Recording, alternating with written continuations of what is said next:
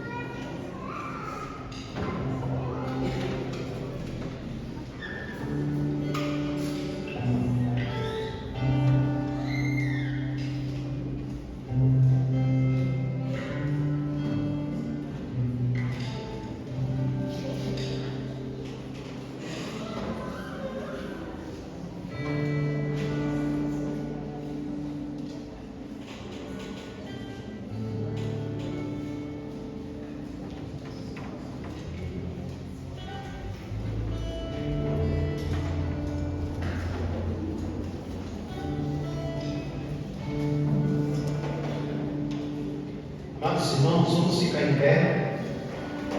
Palavra do Senhor no livro do profeta Isaías, capítulo 58.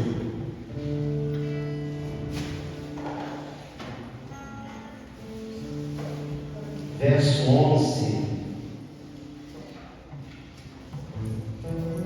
No capítulo 57, Isaías, ele profetiza para um povo que deveria experimentar o arrependimento, o quebrantamento, e um povo quebrantado, um povo tomado pelo arrependimento, estaria experimentando da parte de Deus o que nos diz o capítulo 58, verso 11.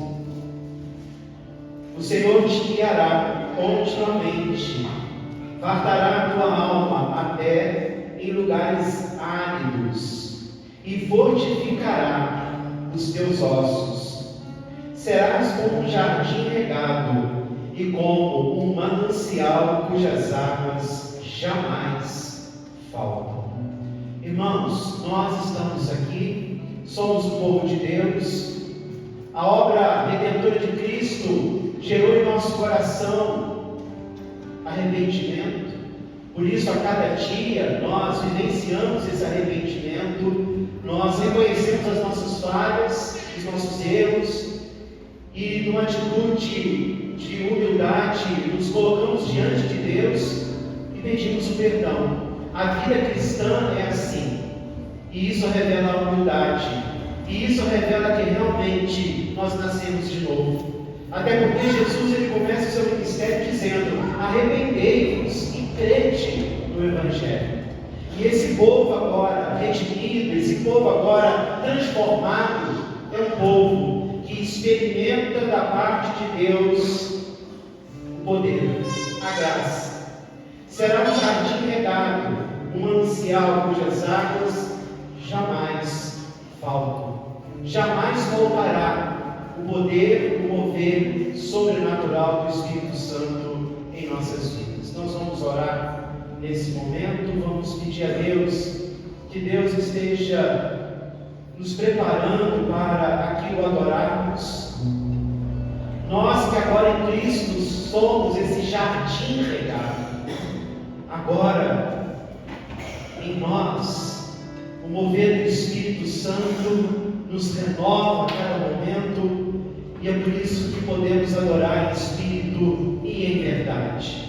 Meu irmão, minha irmã, você que adentrou esta casa de oração, aqueles irmãos que nos acompanham via internet, todos nós, agora, diante do Deus vivo e verdadeiro, diante dessa verdade que somos filhos em Cristo Jesus, diante dessa verdade que realmente os nossos nomes estão arrolados nos céus, nós vamos bendizer o nosso Deus vivo e verdadeiro. Aí no teu coração expresse sua adoração, seu louvor, sua ação de graças. Nós vamos orar nesse momento. O nosso irmão Federico vai nos conduzir nessa oração. Oremos. Senhor Deus, queremos mais uma vez nessa noite te glorificar. Queremos, Deus, te agradecer pela tua bondade, Deus, pelo teu amor. Pai, por tudo aquilo que o Senhor assim um dia já fez por cada um de nós que aqui estamos. E nessa noite, Deus, com o nosso coração gratos a Deus por tudo que o Senhor tem feito. Queremos aqui unidade, Deus, reunidos aqui para te adorar em espírito e em verdade. Receba, Senhor, o nosso clamor, receba, Senhor, a nossa adoração. Não queremos te pedir nada nesse momento, Pai, mas queremos somente te agradecer. Agradecer a Deus pelo dom da vida eterna, te agradecer a Deus porque um dia o Senhor enviou o teu Filho a morrer em nosso lugar. Verdade. Nós queremos aqui, Senhor, te louvar. Deus, te agradecer, ó Pai, mais uma vez, porque o Senhor tem sido fiel. O Senhor tem olhado, Deus, o coração do teu povo. O Senhor tem olhado na igreja. O Senhor tem olhado, ó Pai, o que nós estamos aqui, Senhor, rejeitando, para estarmos fiéis a Ti. E eu sei que o Senhor, ó Deus, olha do céu e se agrada. Verdade. Deus, por isso, Deus, nos prepara a cada dia a não olharmos para trás, nos prepara a cada dia a dizer não ao pecado, a dizer não, Deus, às seduções que o mundo tem colocado sobre nós, ó Pai, como igreja, como filhos, ó Pai, que possamos, ó Deus, assim dizer não ao pecado, porque nós entendemos, ó Pai, que estamos aqui para te servir somente, que estamos aqui para fazer a tua vontade. E eu sei, ó Pai, que nós que aqui estamos, que fomos um dia chamados, ó Deus, queremos rejeitar sim. E por isso, ó Deus, estamos aqui com o nosso coração alegre. Mas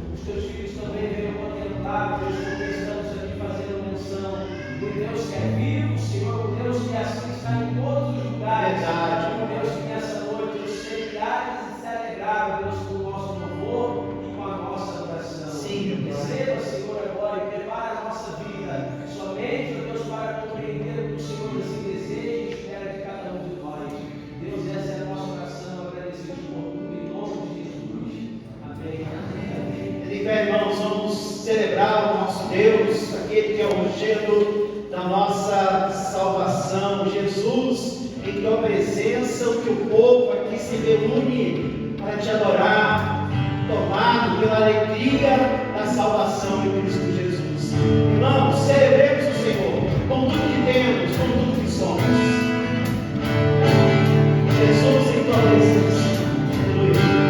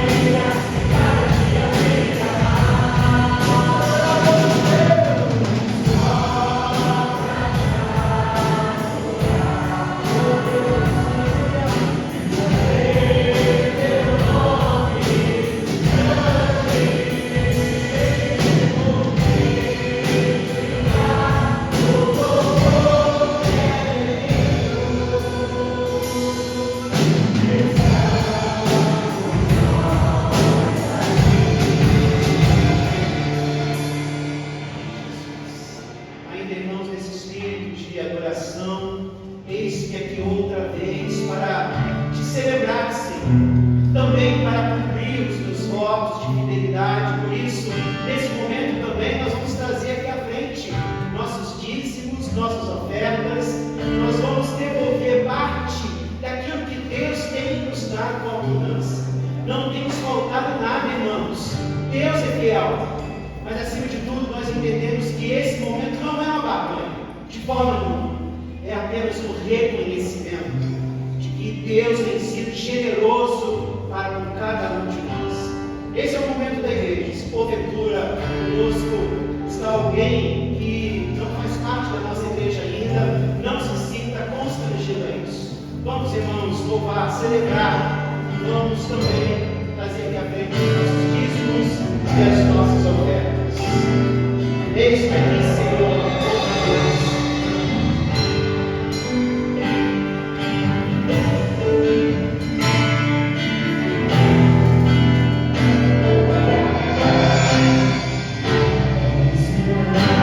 Thank you.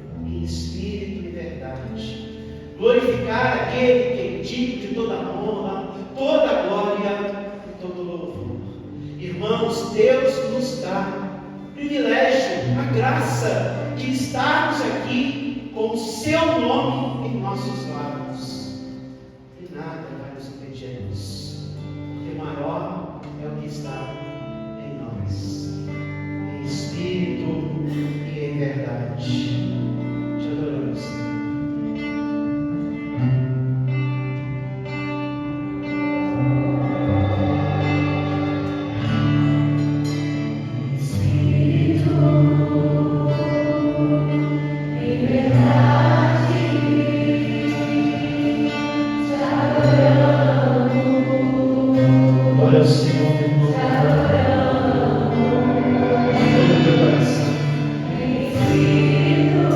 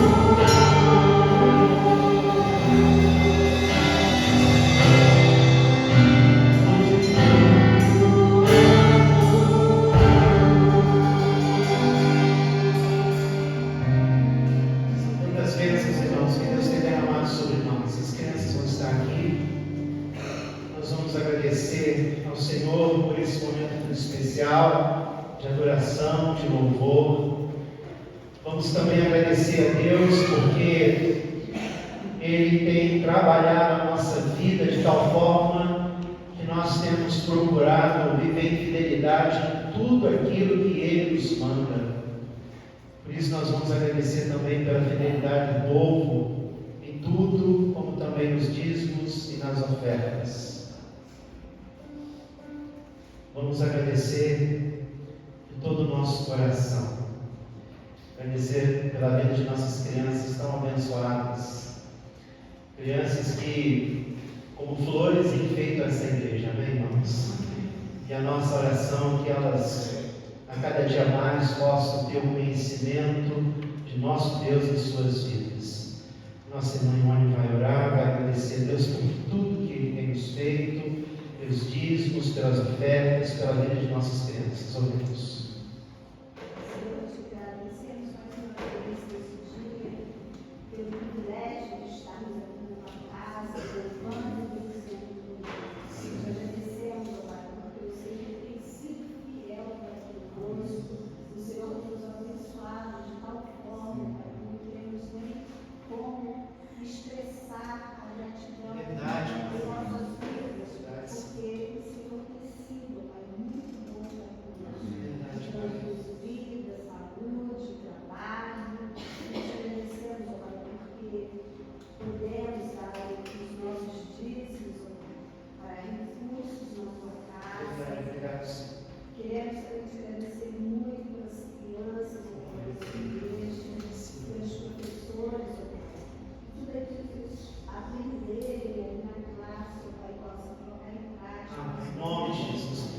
Todos esquecerem também, Pai, que eles possam lembrar de tudo que aprenderam. Verdade. Pedimos, ó Pai, por cada vida aqui presente. Te pedimos, ó Pai, pela palavra que vamos ouvir agora, também a palavra aos nossos corações. Fique conosco, Senhor, nos abençoe, nos guarde e nos livre, Pai, de todo mal. É o que a gente pedimos e te agradecemos em nome de Jesus. Amém. Jesus. A igreja pode se sentar.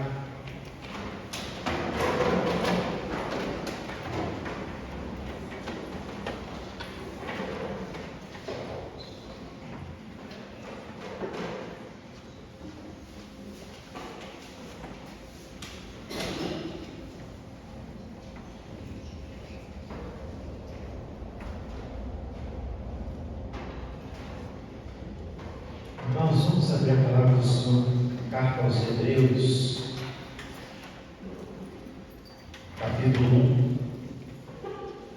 Nós vamos ler do versículo 1 ao versículo 4.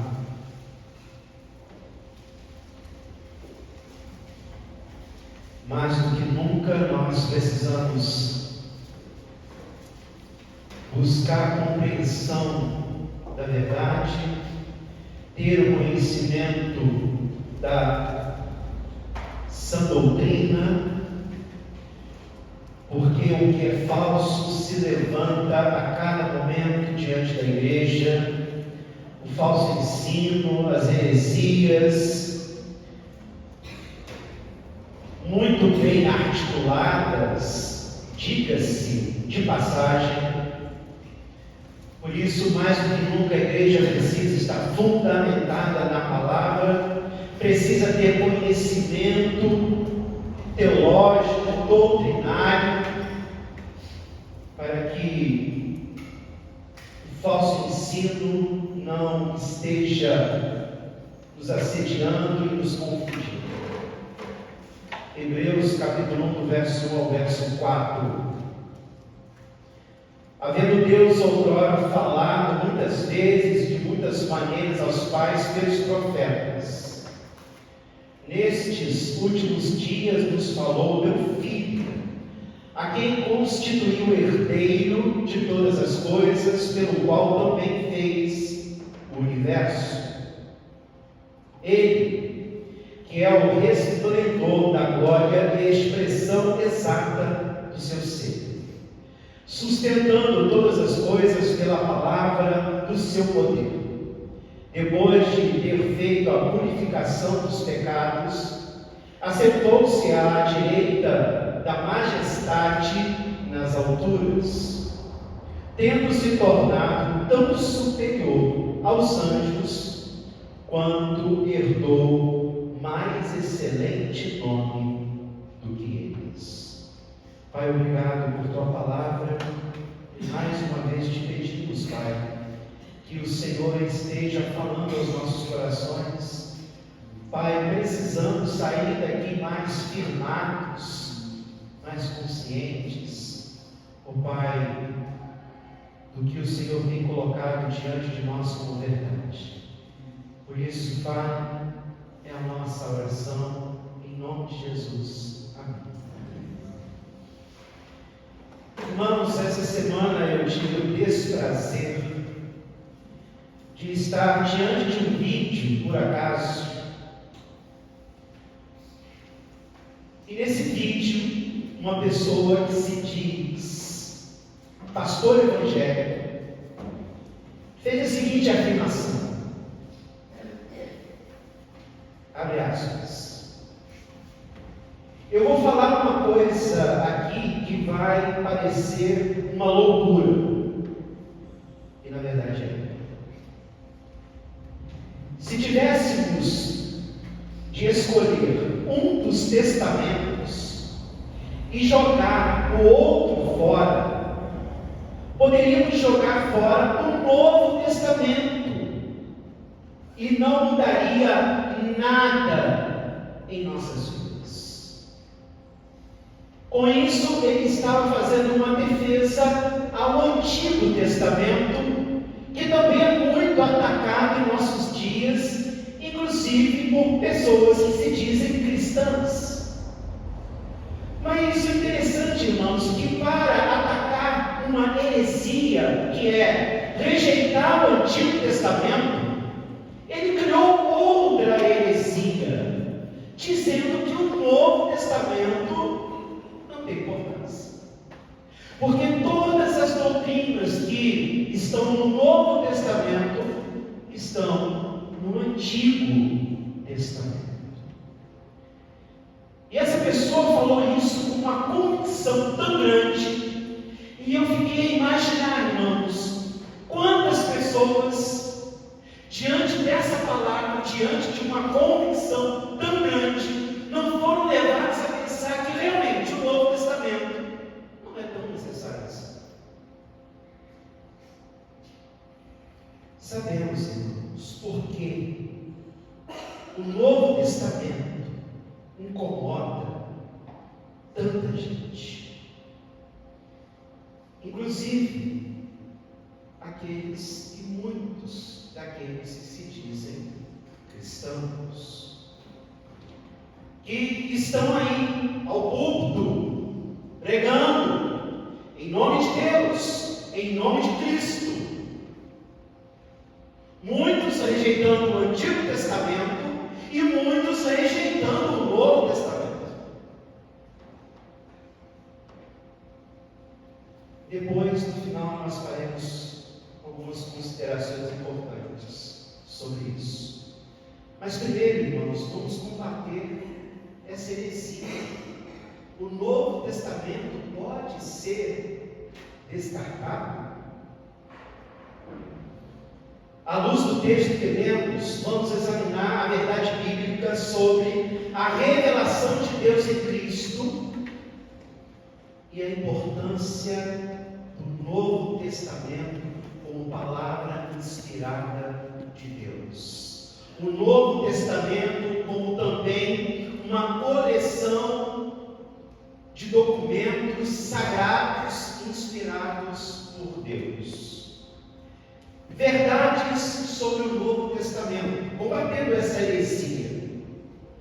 Primeira verdade, irmãos: desconsiderar o Novo Testamento é desconhecer o princípio da revelação progressiva. Desconsiderar o Novo Testamento é desconhecer diabolicamente o princípio da revelação progressiva. O que é algo progressivo? Algo que atravessa etapas, sucessivamente, através de um processo em que há aumento, crescimento. Então, irmãos, a revelação progressiva diz respeito a Deus.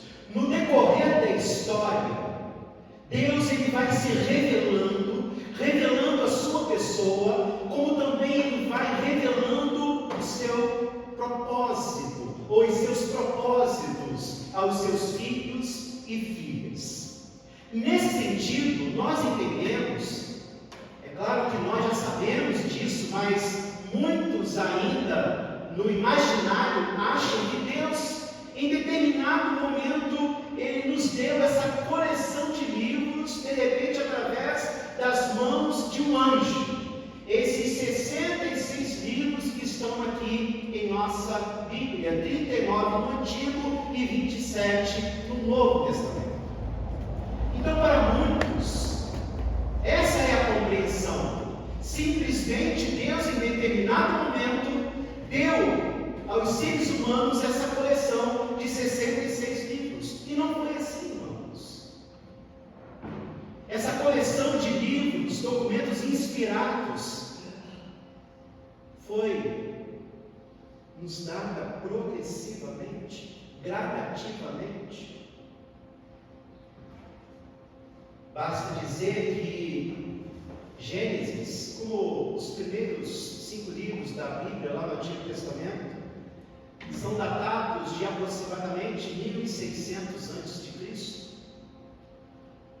O último livro que nós temos no Novo Testamento, Apocalipse, é datado mais ou menos por volta de 95 a 96 depois de Cristo. Então nós temos aí mais ou menos 1600 anos. 1600 anos Deus se revelando aos seus filhos. E se Deus ele vai se revelando gradativamente, e que cada livro da Bíblia é importante, e nós não podemos desconsiderar nenhum. Por isso é importante nós entendermos essa característica da Bíblia, irmãos. Ela é uma revelação progressiva, isto é, Deus foi revelando o seu ser, seus propósitos, não de uma única vez, mas gradativamente. Não recebemos esses 66 livros de uma só vez, mas gradativamente e mais progressivamente. Progressivamente, no sentido que, à medida em que Deus ia se revelando aos homens, Ele ia se revelando de forma mais profunda, mais clara, e isso tem um propósito na mente de Deus que muitas vezes nós não compreendemos, mas Deus ele vai se revelando na história humana dessa forma. É o modus operandi de Deus, e nós não vamos questionar isso.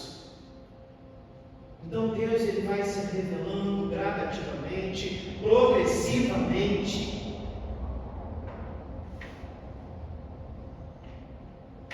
Ao longo do período revelacional bíblico, mais ou menos esses 1.600 anos, cada vez mais Deus ele gera compreensão, ele joga luz em nossa mente para compreendermos todo o seu querer. E é por isso que o autor dos Hebreus ele vai falar sobre isso. Na verdade, aqui nos versos que nós lemos, o autor aos Hebreus ele vai falar da revelação de Deus, a revelação especial, e que ela é uma revelação progressiva. Por isso ele diz: havendo Deus outrora, no passado, falado muitas vezes, de muitas maneiras aos pais, pelos profetas, nesses últimos dias nos falou pelo Filho.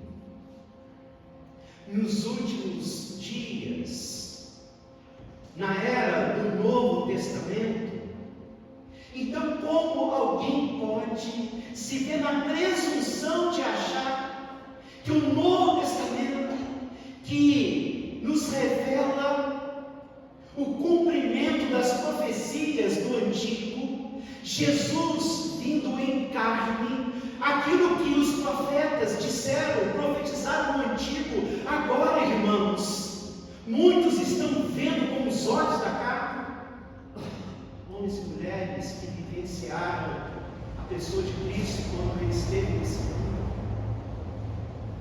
Então, outrora, o Senhor, Ele falou através dos profetas, mas nesses últimos dias nos falou pelo Filho. Pelos profetas, Antigo Testamento, agora pelo Filho, Novo Testamento. É interessante, irmãos, que o próprio Novo Testamento afirma a sua autoridade como palavra de Deus. É interessante que quando nós lemos a segunda carta de Paulo a Timóteo, lá no capítulo 3, verso 16, Paulo vai dizer: toda a escritura é inspirada por Deus, útil para o ensino, para a repreensão, para a correção, para a educação na justiça. E é interessante que muitas vezes da nossa parte como cristãos, irmãos, falta o conhecimento, e às vezes pessoas que são críticas, pessoas que criticam a igreja, pessoas que criticam os cristãos como pessoas que não têm conhecimento profundo, porque num texto como esse de 2 Timóteo, quando Paulo vai dizer que toda a escritura é inspirada por Deus, é claro que primeiramente Paulo está se referindo ao Antigo Testamento, já que naquele momento ainda a igreja não tinha um Novo Testamento como nós temos hoje. Esse agrupamento de livros, cartas que nós temos hoje.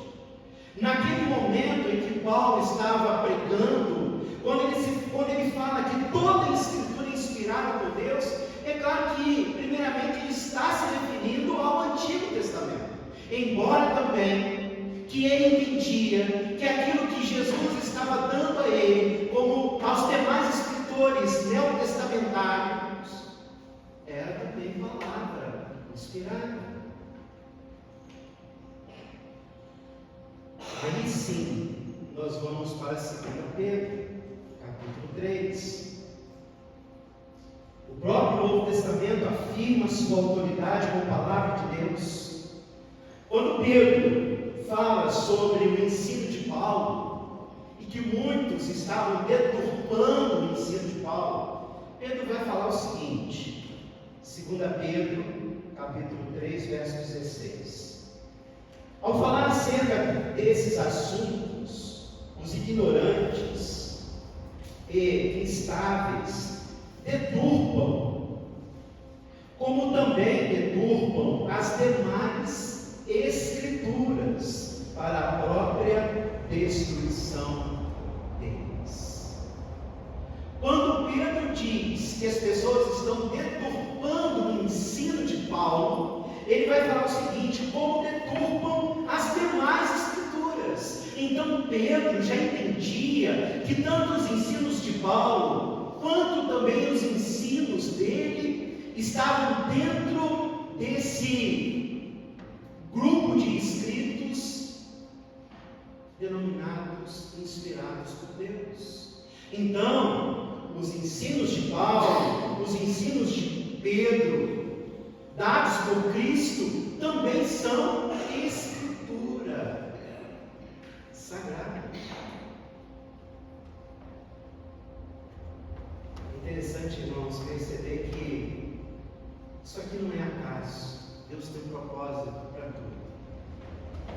Se em 2 Timóteo 3,16, Paulo vai dizer que toda a escritura é inspirada por Deus, primeiramente se referindo ao Antigo Testamento.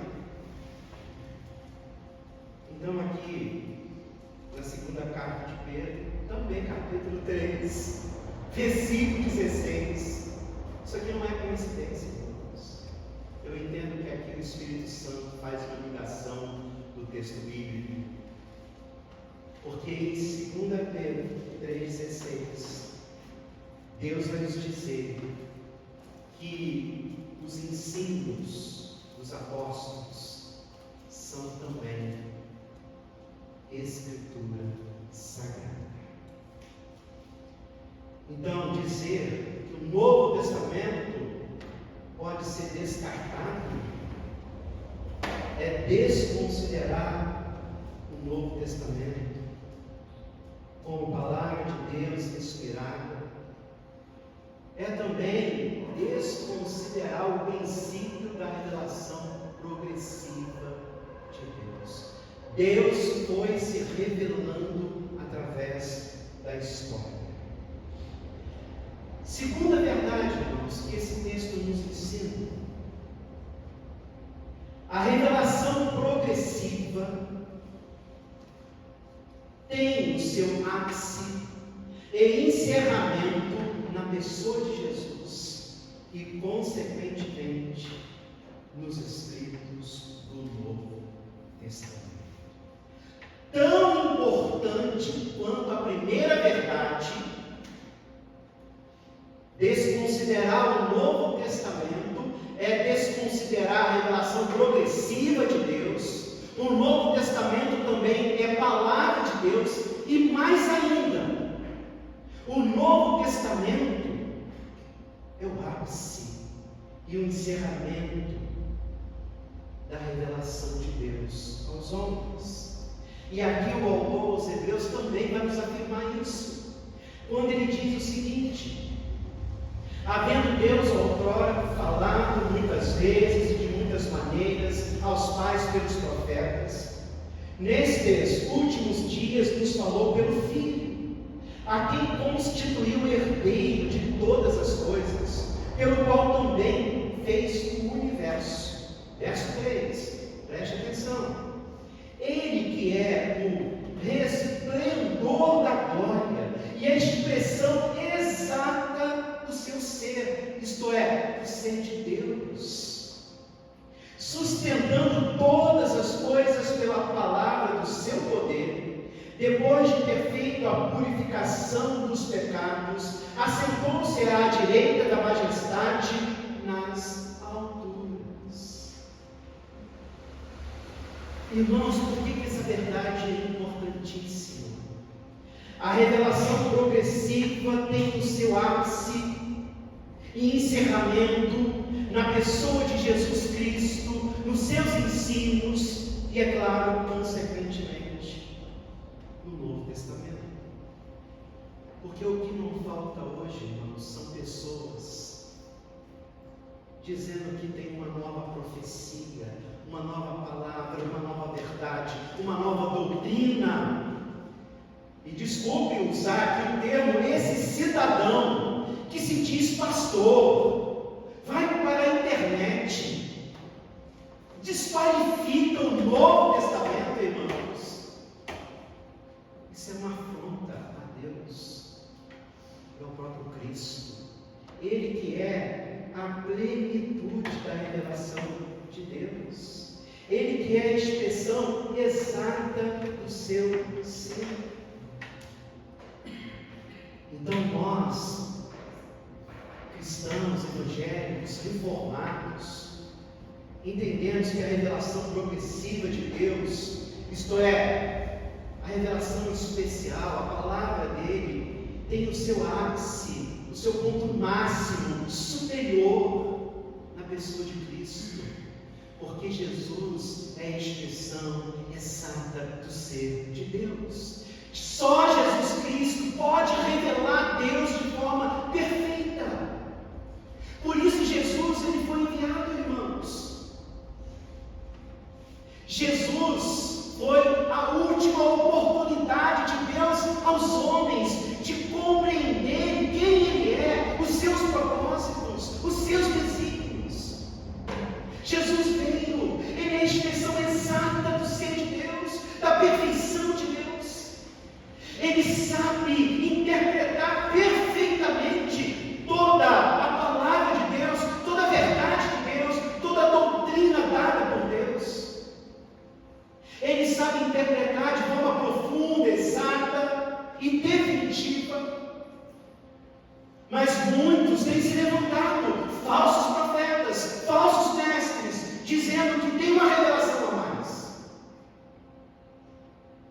Mentirosos, falaciosos. Não. Jesus, Ele é o ápice. Nele tudo foi encerrado. Por isso Paulo é levado pelo Espírito Santo a produzir um dos mais belos e profundos textos sobre a excelência da pessoa e obra de Cristo, irmãos. Abre sua Bíblia, esse texto é tão lindo. Leia juntamente. Olha o que Paulo vai dizer escrevendo a carta dele aos Colossenses. A ele foi revelada essas palavras. Colossenses, capítulo 1, a partir do verso 13.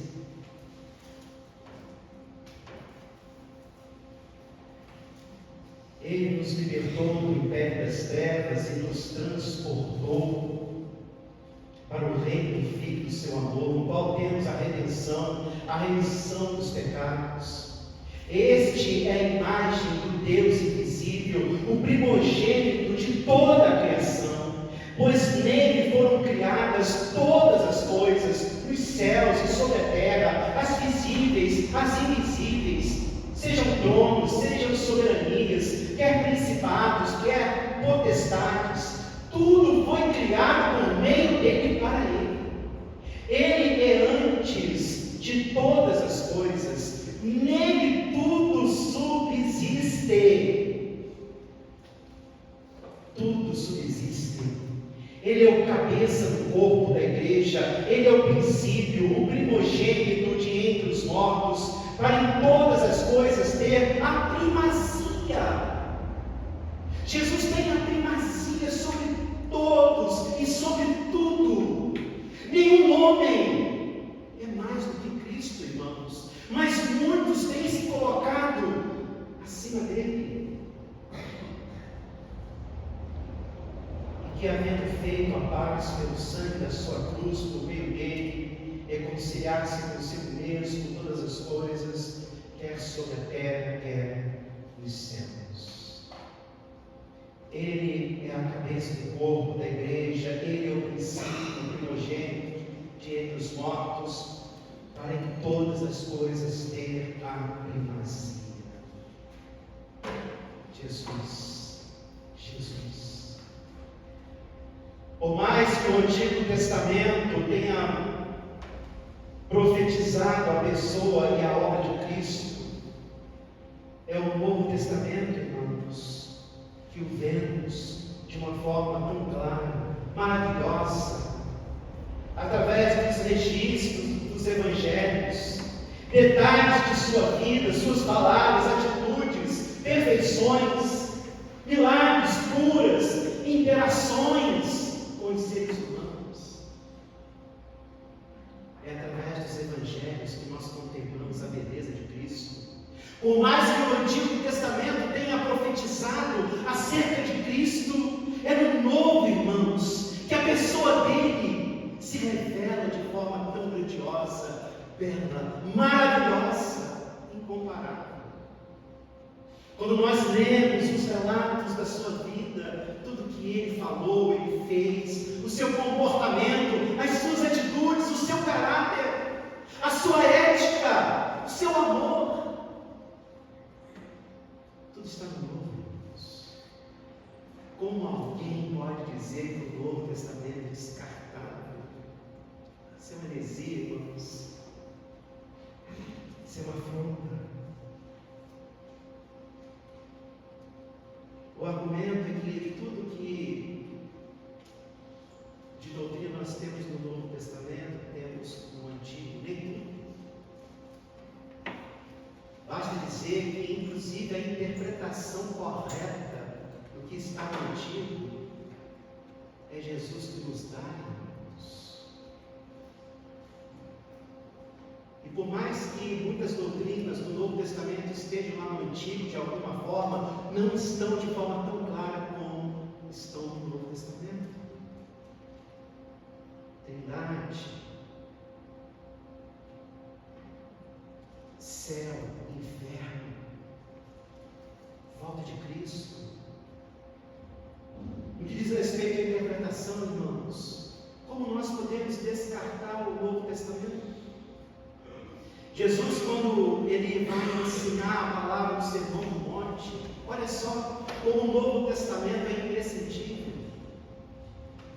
Jesus ele vai falar sobre uma doutrina do Antigo Testamento, mas ele vai dar um tom muito mais profundo, muito mais claro, que isso só é possível a gente entender através da pessoa de Cristo, através do relato do Novo Testamento. Um exemplo, quando Jesus, lá no Evangelho de Mateus, capítulo 5, Sermão do Monte, ele vai dizer: ouviste o que foi dito, não adulterarás. Eu, porém, vos digo, qualquer que olhar para uma mulher com intenção impura no coração, já adulterou. Jesus ele vai dar uma interpretação muito mais profunda. Como nós podemos descartar o Novo Testamento, irmãos? As interpretações que Jesus deu à palavra, interpretações corretas, exatas. Olha a superioridade da compreensão nos dada no Novo Testamento por Jesus, da palavra de Deus. É insano, é diabólico dizer que o Novo Testamento é descartável. Nós também entendemos que o Novo Testamento, nele tudo foi encerrado. Jesus na cruz, ele disse: tudo está consumado. Paulo vai dizer: se alguém prega um evangelho que vai além do que temos pregado, seja anátema, maldito. Gálatas 1:8. Por isso o Novo Testamento é o ápice da revelação progressiva, como também é o encerramento. Se alguém pregar um evangelho que vai além desse que nós temos pregado, que foi nos dado por Cristo Jesus, seja anátema, maldito. Como esse ensino, irmãos, que o Novo Testamento pode ser descartado, ser diabólico, ser uma heresia, ser um engano do diabo. Irmãos, nossas considerações finais, preste atenção porque é muito importante. Primeira consideração: os dois testamentos são a palavra de Deus. Amém, queridos? Os dois testamentos são palavra de Deus. Se você ouvir alguém desqualificando qualquer um deles, isso é uma heresia, isso é uma afronta ao propósito e à revelação progressiva de Deus. O Antigo Testamento aponta para o Novo. O Novo Testamento é um cumprimento do Antigo e mais, o Novo joga luz sobre o Antigo para compreendermos de uma forma mais profunda a palavra e a verdade de Deus. Primeira consideração. Segunda, preste atenção nisso agora, irmãos. O que incomoda? O que incomoda no Novo Testamento?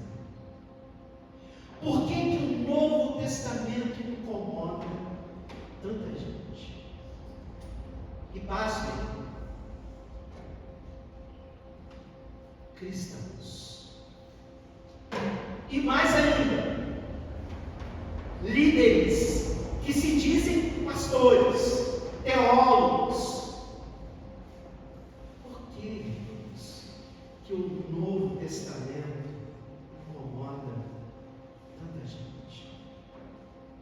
Jesus vai nos dar a resposta para isso, quando ele diz lá no Evangelho de Mateus, capítulo 8, verso 20, o seguinte: as raposas têm seus covis, e as aves do céu ninhos, mas o Filho do Homem não tem onde reclinar a cabeça.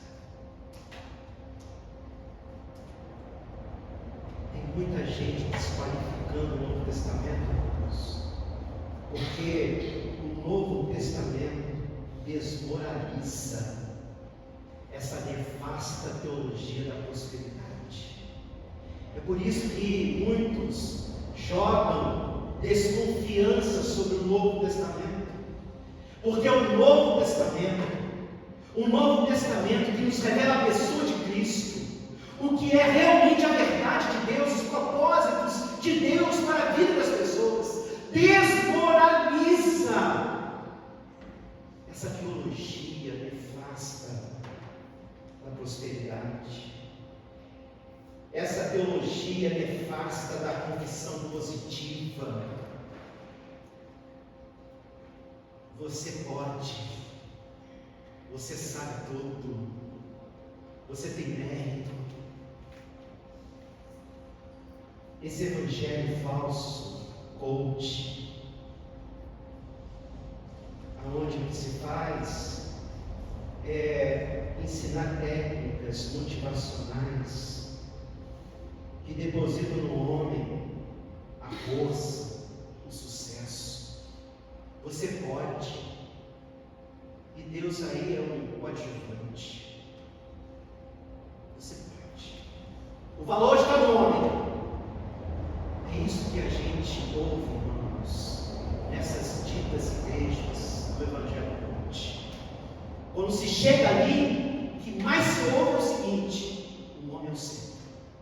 Eles não falam isso, como nós estamos falando aqui, mas tudo que eles ensinam, como eles conduzem as pessoas, é isso que eles estão ensinando. O homem é o centro. Deus, Cristo são coadjuvantes. Esse evangelho humanista, antropocêntrico. Por isso que muitos tentam desqualificar o Novo Testamento. Um cidadão, que Deus tem misericórdia dele, se diz pastor de uma grande denominação em nosso país, chegou ao absurdo de dizer, está no YouTube, se alguém acha que não está, procura no YouTube. Chegou ao absurdo de dizer que quando Jesus nas bodas de Caná transformou água em vinho, Jesus estava perdendo tempo. Pode um pastor, que se diz pastor cristão, questionar o milagre de Jesus, irmãos? Palavras dele, abre aspas. Qual foi o benefício do milagre das bodas de Caná? Palavras dele. recurso transformar água em vinho, com tantas pessoas necessitadas de ter uma nova vida, de ser uma nova criatura. Como alguém que se diz pastor de uma igreja cristã pode fazer uma crítica a Jesus? Nós sabemos o que está por detrás disso. Desqualificar Jesus é desqualificar a simplicidade. Amém, queridos? Porque Jesus é simples. Desqualificar Jesus é desqualificar o despreendimento das coisas materiais. Porque Jesus, ele afirmou: o meu reino não é desse mundo. O meu reino não é desse mundo. Esse indivíduo estava tentando fragilizar a pessoa de Cristo, o seu ensino, porque ele afirma: o meu reino não é desse mundo. O Filho do Homem não tem aonde reclinar a cabeça. Por isso, irmãos, por isso que essas pessoas tentam desqualificar o Novo Testamento, porque na verdade elas estão desqualificando o próprio Senhor Jesus. A sua simplicidade, o seu desprendimento e a sua mensagem, que fala acima de tudo de salvação, vida eterna. Porque ele mesmo afirma: buscai o reino e a justiça de Deus, e as demais coisas vos serão. Isso o mais importante, o reino, a justiça de Deus, tudo céu.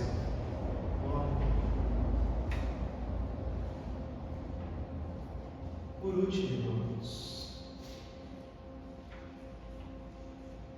por que o Novo Testamento é tão importante, imprescindível, insubstituível? Vamos olhar para o Antigo Testamento. Vamos olhar ao templo que foi construído. Qual era a configuração do templo? O Santo dos Santos. Ali ficava a Arca da Aliança. O sumo sacerdote entrava uma vez no ano para oferecer sacrifício pelos pecados do povo. Depois do Santo dos Santos, o lugar santo, onde estavam os sacerdotes. Depois do lugar santo, nós temos o pátio dos sacerdotes. Depois do pátio dos sacerdotes, nós temos o átrio dos homens israelitas. Depois do pátio, o átrio dos homens israelitas, há uma separação, uma porta. Aí nós temos o pátio das mulheres. E depois, em último lugar, o pátio dos gentios. O pátio dos gentios. Lá, mas Jesus veio e através do sacrifício de Cristo, nós não estamos mais lá, mas nós estamos em Deus. Adentramos o Santo dos Santos pelo novo e vivo caminho. Se não fosse o Novo Testamento, irmãos, nós estávamos ainda lá no pátio dos gentios. E alguém quer me dizer que o Novo Testamento, o que ele traz, o que ele revela, o que ele ensina, pode ser descartado.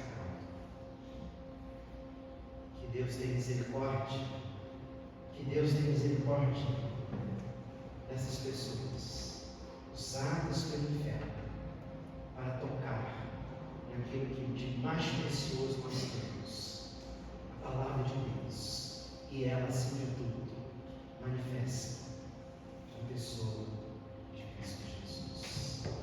Vamos ficar em pé, irmãos. No nosso cenário existe uma canção linda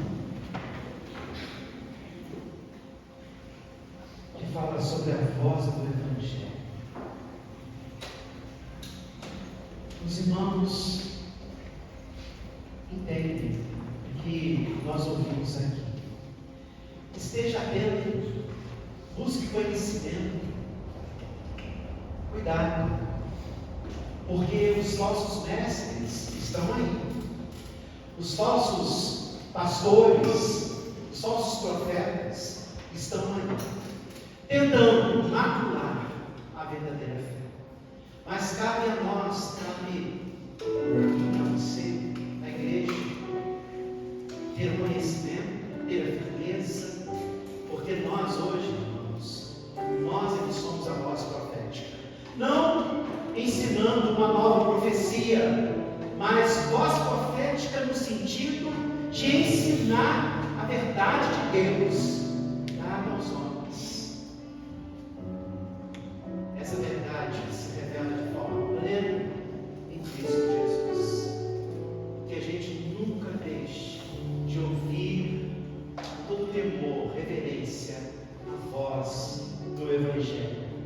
A essência do Evangelho é Cristo, o seu ensino, tudo que Ele nos deixou como legado, palavra do Pai, a voz do Evangelho já se fez. Vamos louvar o Senhor nessa bela canção.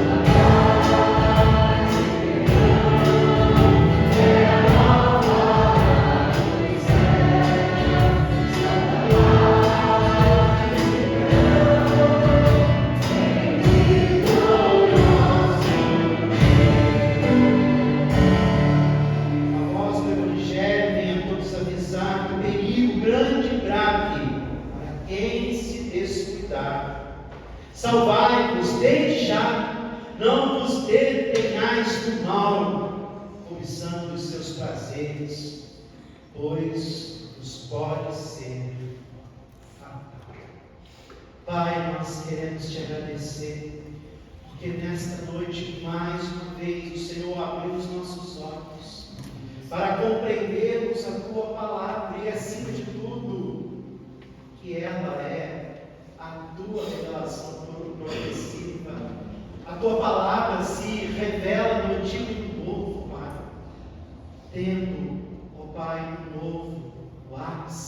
encerramento na pessoa de Cristo Jesus. Obrigado, Pai. Continue dando à tua igreja a firmeza necessária, o discernimento, a compreensão para renegar essas mentiras, essas falácias tão bem articuladas por homens insanos, pecadores, que rejeitam a verdade de Deus. Oh Pai, nos ajude. Dê à tua igreja cada dia essa capacitação. E que a tua igreja, que toda a tua igreja, não apenas a igreja presbiteriana do Brasil, mas que toda a tua igreja, a igreja fiel, continue sendo o baluarte da verdade. É o que nós te rogamos, em nome de Jesus. Que a graça de nosso Senhor e Salvador Jesus Cristo, que o amor de Deus, o nosso Pai, e que a comunhão sustentadora do Espírito Santo seja com todos vós e com todo o povo de Deus em toda a terra, não somente no dia de hoje, mas para todos sempre.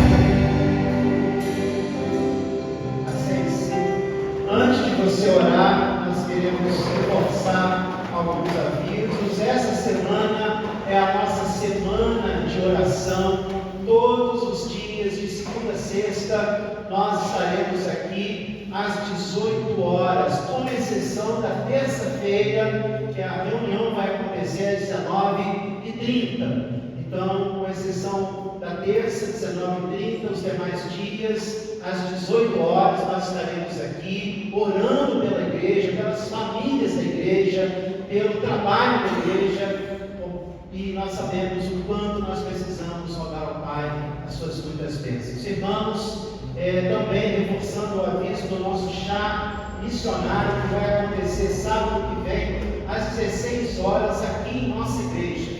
Se você ainda não ajudou com R$10, é o valor do chá, é o valor simbólico, é claro. Então é só procurar a nossa irmã Renata, R$10, e assim você vai estar ajudando um missionário no campo, pregando o Evangelho, evangelizando vidas para o louvor da glória de Deus. E ali no nosso espaço, colhoria, um delicioso chocolate e um delicioso chá. Que todos tenham uma semana abençoada. Vamos passar ali, vamos ter os nossos momentos ali de confraternização.